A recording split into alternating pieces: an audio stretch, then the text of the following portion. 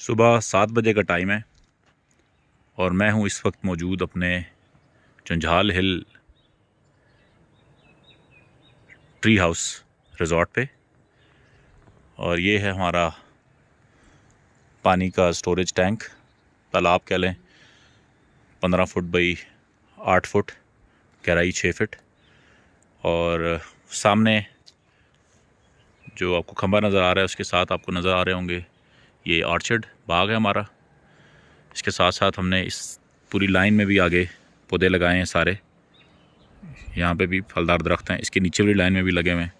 वो सामने हमारा जो है वो लेज है जिसको ट्री हाउस हम कह रहे हैं।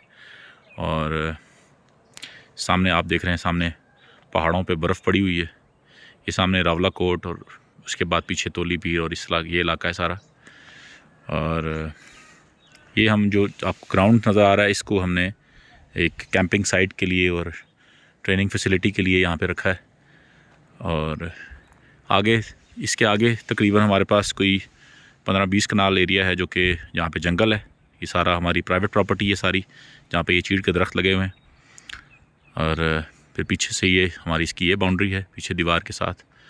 और इधर ये हमारा घर बना हुआ है।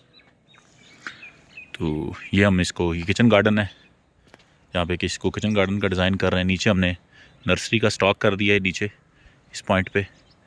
और तो ये है जनाब हाल अहवाल। अपना ख्याल रखें, एंजॉय करें आज की सुबह को। अस्सलाम वालेकुम।